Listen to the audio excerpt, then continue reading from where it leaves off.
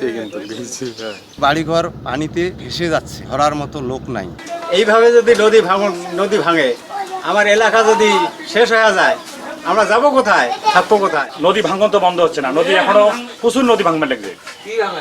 তাই এখানে আজকেও দেখেন কত বাড়ি বিলীন হয়ে গেছে, আজকেও মনে করো প্রায় 70-80টা বাড়ি বিলীন হয়ে গেছে। তা এইরকম থাকলে তো আর নদী থাকা যাবে না। মাননীয় প্রধানমন্ত্রীর কাছে একটা অনুরোধ, সেই জন্য এটা নিজে একটা প্রশাসনের মাধ্যমে এই কাজগুলো আমার দ্রুত করার জন্য তার কাছে অনুরোধ করছি, দ্রুত আবেদন করে। 4বার বাড়ি ভাঙলাম, আবার এই যে আমার ফুফাতো ভাই, এরা লোক পায় না, তা আমরা লোকজন ডাকে নিয়ে আসিয়া এই যে বাড়ি ঘর দুয়ার ভাঙতেছি।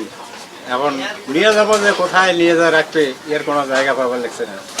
এখন এইভাবে নদী বিলীন হতেছে, সরকার কোনো পদক্ষেপ নেয় না, কোনো সহযোগিতা করে না। সেই থেকে শুনতেছি বলে নদী বদ্ধ করবে, ভাঙন বদ্ধ করবে, খালি শুনি যা, এটা তো করে না। এইভাবে যদি নদী ভাঙে, আমার এলাকা যদি শেষ হয়ে যায়, আমরা যাব কোথায়, থাকবো কোথায়? বেগমগঞ্জ ইউনিয়নে একটি মাত্র খুদেরগুড়ি আব্দুল হামিদ উচ্চ বিদ্যালয়, সেটাও নদী গর্ভে যাচ্ছে। এর সাথে বন্যা শিবির আছে, ক্লিনিক আছে, সেগুলো নদী গর্ভে যাচ্ছে। আর আমার বাড়ি আমি 3-4বার নদীতে ভাঙছি, বা আমি এইখানে আমি বাড়ি করছি, এটাও আমার নদী গর্ভে যাচ্ছে। আমার জমা জমিন যা আছে সমস্ত জমা জমিন আমার নদী গর্ভে চলে গেছে। এখন তো আমরা নিরুপায় হয়ে গেছি, কোথায় বাড়ি করবো? Cinematic display, photography master, performance expert, NextG N9. প্রতিদিন 10 থেকে 12টা বাড়ি ভাঙতেছে।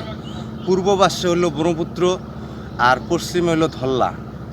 এই দুই নদীর দুই দিকে ভাঙন, কার কান্দন কেডা শোনে। অনেকের বাড়িঘর পানিতে ভেসে যাচ্ছে, ধরার মতো লোক নাই।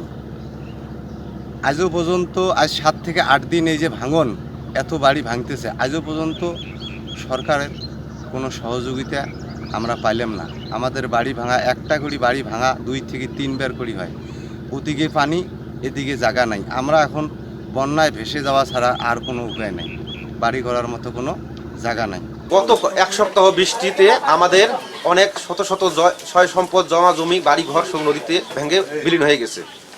এ পর্যন্ত আমরা কোনো এই নদী ভাঙন রোধ করার জন্য কোনো বস্তা, পলিব্যাগ কিছুই পাই নাই। কিভাবে আমাদের এই বসত ভিটা এবং বাড়ি ঘর এবং এই রাস্তাঘাট কিভাবে আমাদের রক্ষা করা যায়, যেটার প্রয়োজন আমাদের দরকার। যে মানুষের জানমালের ক্ষতি কমানোর জন্য এবং অনেক ক্ষেত্রে জানমাল রক্ষা করার জন্য আমরা ইতিমধ্যেই কিন্তু এমার্জেন্সি বেসিসে কিছু কাজ কিন্তু এই এলাকায় হাতে নিয়েছি, এবং আমাদের সামনে পরিকল্পনা আছে যে স্থায়ীভাবে কিভাবে আমরা প্রতিরক্ষামূলক কাজ করে আমরা এই এলাকাবাসীকে, এলাকার জনসাধারণকে আমরা আসলে স্থায়ীভাবে নিরাপত্তা দিতে পারি, এই বিষয়টা নিয়ে কিন্তু আমরা কাজ করছি এবং আমাদের পরিকল্পনাও আছে। এবং আমরা, আপনারা জানেন যে কুড়িগ্রামে কিন্তু আমাদের বেশ কিছু প্রকল্প অলরেডি চালু আছে।